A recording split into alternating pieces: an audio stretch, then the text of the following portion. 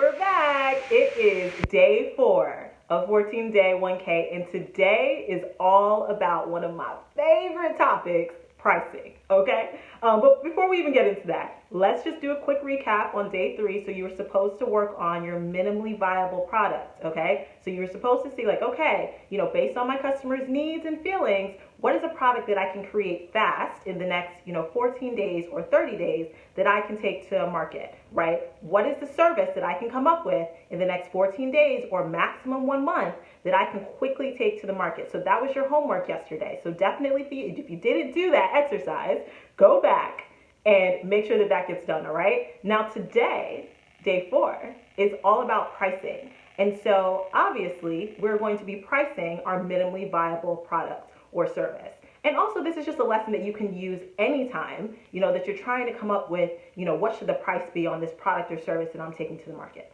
So I like to start this lesson anytime I teach pricing. I teach based on 2 principles.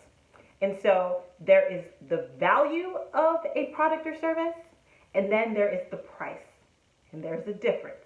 Okay, so the value of a product or service is how much is it worth, what are you actually pouring into? What kind of knowledge are you delivering? What kind of results are you getting people? That has immense value, okay? And your value on a product can be, way, way greater than what you actually price it as. Now, the reason why your pricing should be beneath your value is because your pricing is about selling. And when it comes to selling, your customer wants to feel like they're getting a deal. I promise you, this is human psychology, no matter how you cut it. Everyone wants to feel that they are getting an immense amount of value for a really great price. That you're getting really awesome results for a really great price.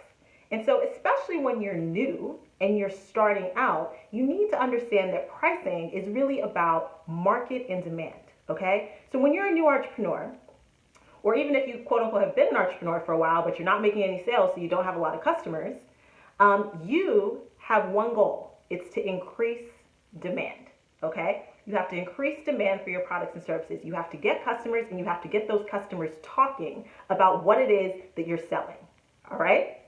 So there is a strategy that goes into pricing. And when you're first starting out, you want to undercut the market, okay? So that means that you want to deliver an immense amount of value for a really, really great price that is below your competitors. Now, why do you do that? You do that because it attracts the attention of the person who's trying to make a decision between, okay, which coach do I hire? Or, what stylist do I go to? Or, whatever your industry is.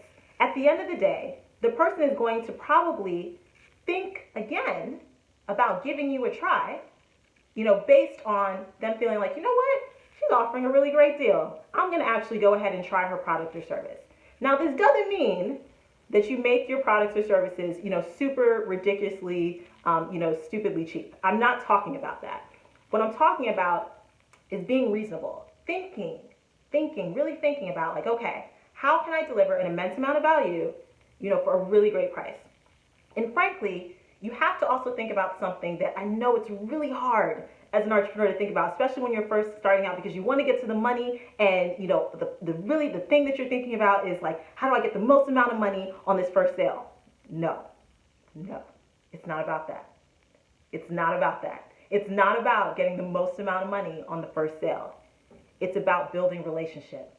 It's about the lifetime value of a customer. Because the truth of the matter is, if you can get a customer to buy from you once, it is so much easier to get them to buy from you again and again and again, and at higher prices, and then a new product and a new service at a higher price. And you basically have built relationship so that you can upsell them, into the rest of your business, into the rest of your products or services. But that whole upsell, that lifetime value of the customer, the amount of money you're going to end up making off that customer, okay, you'll never get there if you're so focused on making your first sale as high as possible. So don't do it. Just don't do it. And I know it's tempting because there are so many coaches out here, okay, talking about premium priced, charge, thousands and thousands and thousands of dollars for your products or services, et cetera, et cetera. I'm trying to keep it real with you because again, this is 14 day 1K, right? I'm trying to help you get to that $1,000 in sales. You will hear crickets. If you launch and you're overpriced, you will hear crickets. When you launch and you launch properly, obviously, which we're going to teach you, in this 14 day 1K challenge. But when you launch properly with the right pricing, you will get sales. And then you have the opportunity, based off of getting those first sales, to then upsell and get more sales. Get more sales on basically, more products and services that you end up creating, okay? So just to recap, there's a difference between value and pricing. Value is about, how much is it worth? What are the results that you're getting people? What can this product really do to change your target customer's life? Pricing is about selling. What's the price point that I need to put this at to get the sale? And you're going to be real about that, okay? You're going to think about your customer. You're going to think about, what it is that they can actually afford, okay? What's going to make them feel like this is a fantastic deal? This is a great deal. I'm going to go and get that, okay? So pricing is all about selling. And selling is about market and demand. So we're working to use our pricing as a strategy to create more demand for our products and services, all right? Now, your exercise today is to start thinking about how are you going to price your minimally viable product or service. And I know that, you're going to be, oh, I don't know. Is it too high? Is it too low? That's okay. It's cool. Drop me a comment on Instagram. You can always send me a DM. I'm totally here to be of support. I'm totally here, to help you, to kind of work this out so that you can launch with the right product and the right, service priced at what it needs to be so you can get the sale.